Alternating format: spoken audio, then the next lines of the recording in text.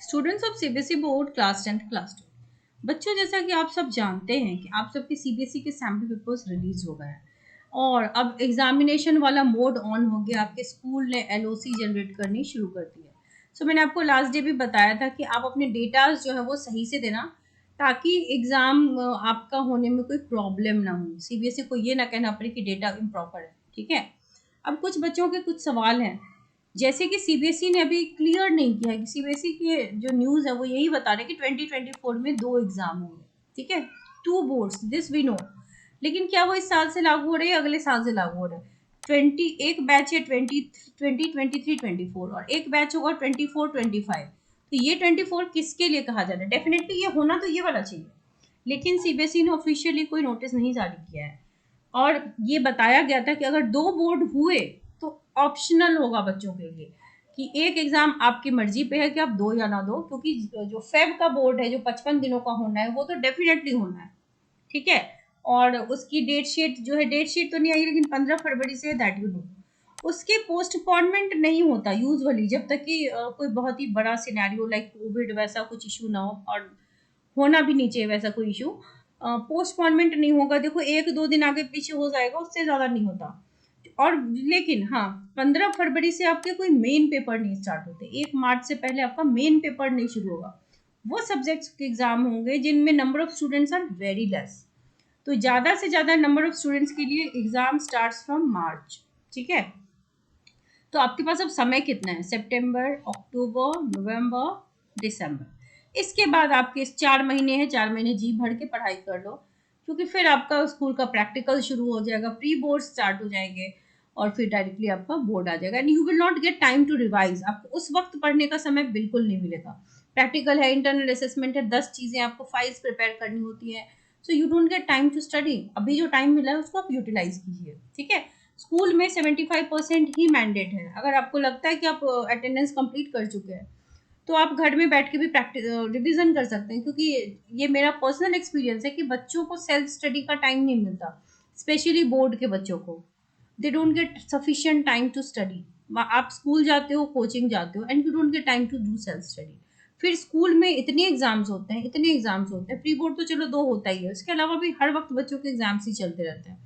तो ना बच्चे वो प्रिपेयर कर पाते हैं ठीक से, ना ही वो सेल्फ स्टडी करके अच्छे से तैयारी कर पाते हैं। तो आप देख लो, अटेंडेंस जितना चाहिए उतना ही दो और सेल्फ स्टडी के लिए मैक्सिमम टाइम निकालो।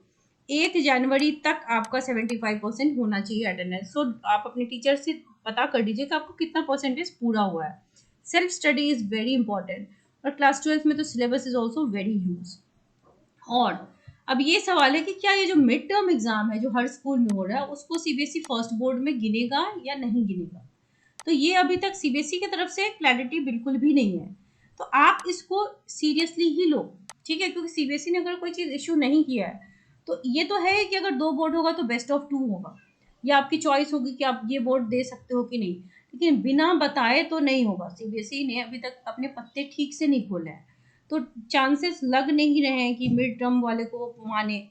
लेकिन अब ये 2024 वाला जो न्यूज़ हर जगह आ रहा है और ऑथेंटिक मीडियाज है, ये भी नहीं हम कहेंगे ये फेक मीडियाज है। तो आपके प्री बोर्ड प्रैक्टिकल्स जो है वो जनवरी सब में, दिसंबर जनवरी में आपका पूरा ऑक्यूपाइड टाइम रहेगा। डेट शीट भी आपकी जनवरी सब में ही आती है। ठीक है, आपका कितना भी अभी हड़बड़ा लो नहीं आएगी। क्यों? हाँ, अगर मिड टर्म में या फर्स्ट इनको बोर्ड दिलाना होगा तो फिर जाकर के कोई डेट शीट नहीं रिलीज होगी, अदरवाइज आपकी जैन में ही रिलीज होगी डेट शीट। ठीक है, तो डेट शीट, अब यही सवाल बच्चों का होता है कि क्या डेट शीट रिलीज होगी, क्या एग्जाम 2 बार होगा? सीबीएसई ने क्लैरिटी नहीं दी है इन सब चीज़ों पर। आई होप कि क्लैरिटी हो जाए। 2 बार एग्जाम होगा, एग्जाम पोस्टपोन तो नहीं हो जाएगा। जब तक बच्चे चाहते हैं कि एग्जाम पोस्टपोन हो, और ये आपकी ही बात नहीं है, हर साल बच्चे चाहते हैं कि एग्जाम, चाहे वो कोई भी एग्जाम हो, जेई होता है तो बच्चे चाहते हैं वहाँ पोस्टपोनमेंट हो जाए, नीट पोस्टपोन हो जाए, सीयूटी हो जाए या बोर्ड हो जाए।